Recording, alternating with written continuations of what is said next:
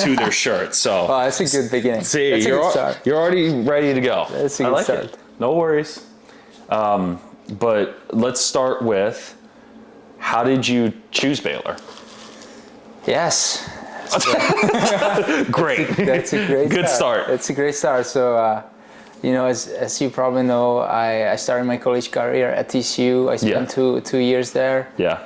And then we kind of decided that I want to change. Okay. So I put myself on the transfer portal, and I didn't even think that I would have an opportunity to go to Baylor, but I was fortunate enough that Mike contacted me and told me that Baylor is interested in me. So I really didn't think about any other option, because I was really glad that Baylor was like top priority to go, you know. Okay. So yeah, I took this chance, and I'm glad that I'm here. Well, let me ask you this too. As a transfer from a Big 12 school, was it awkward, or was it kind of weird going to an in-state rival?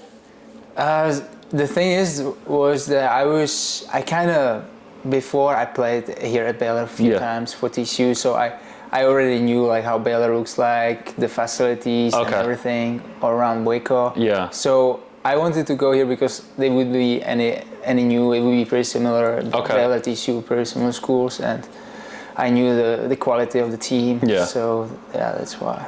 Was there always a goal to go to college tennis too, instead of the pro circuit immediately?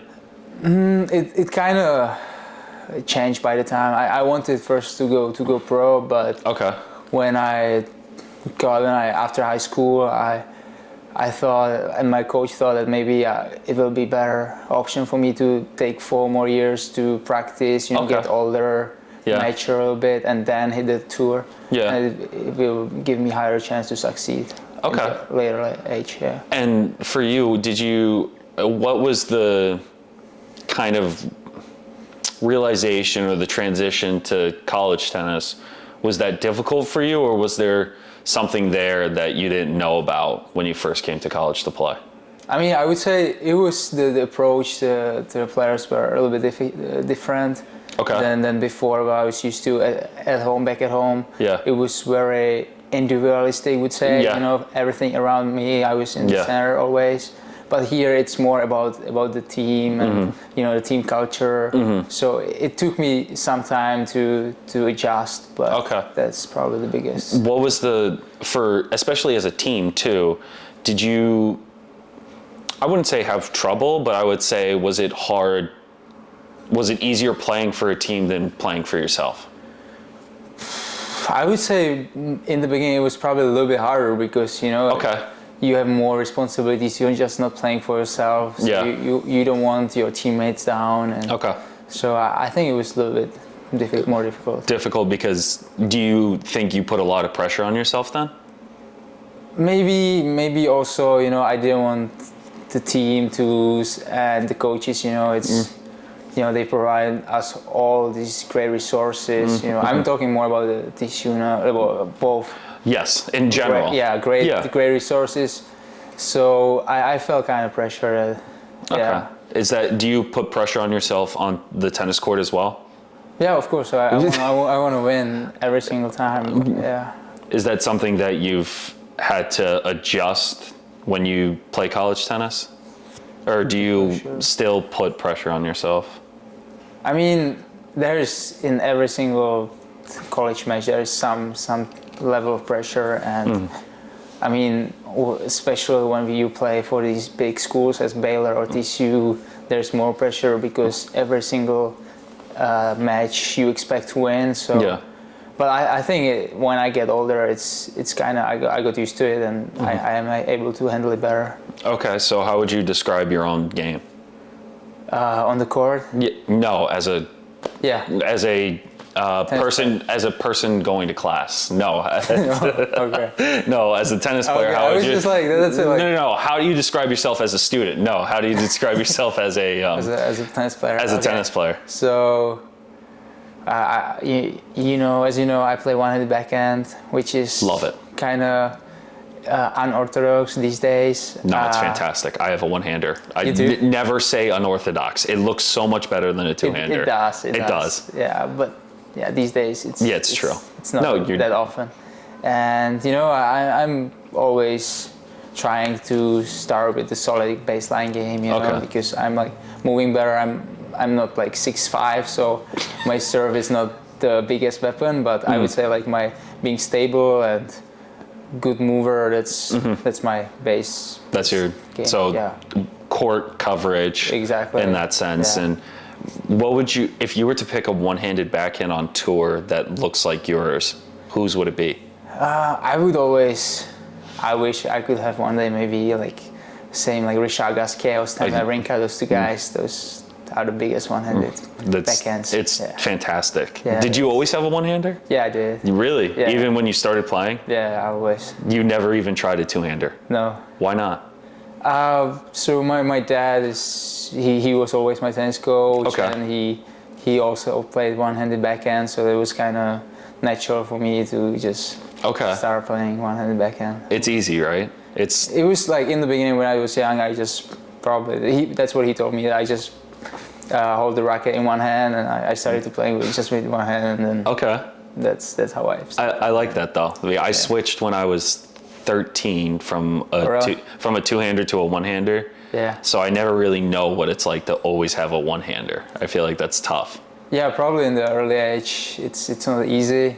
When you are like smaller and weaker, because like the balls get above your head and you can't really reach for it. Yeah, so I probably play a little more slice there, but now I got a little stronger and stuff. I think it's a advantage for me. Okay, I like that. And for you too, if you were to take one weapon from your teammates and use it in your own game, whose weapon would you take and why?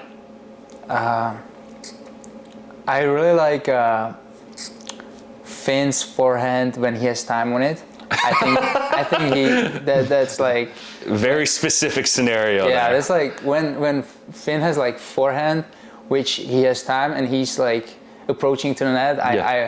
I feel like when I'm playing against him, like that's really a tough position. It's just too good. Yeah, right? It's like when he has time and like go for the forehand, then it's really I wish I could have the same like stroke. Like honestly, same.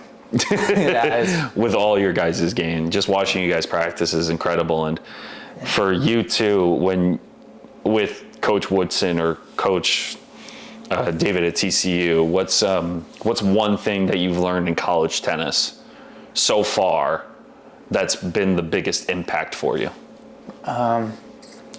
I would say probably don't make it about yourself, everything, try to think about the people around you too, what's not just always what's best for yourself, for myself, but also like what's good for my teammates, and try to, make them better and stuff, because that's in the end, that's our goal. That's the goal, right? Yeah. So if you were to describe your Baylor team / family in one word, what's one word you would use to describe them?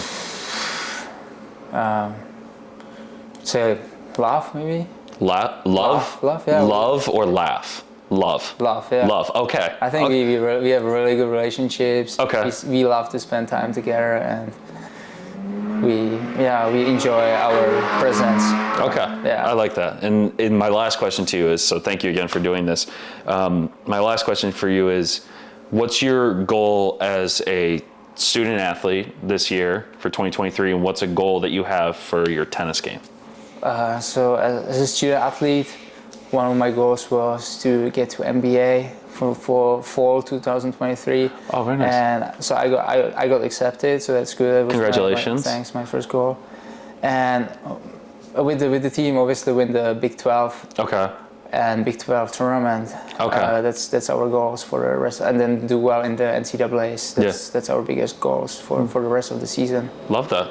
Yeah, from the tennis game, I still need to work on my serve. I think there's a room to improve. Okay. And awesome. Return serve. Teddy, thank you so much, man. Yeah, I really appreciate thanks for doing that. it. No worries.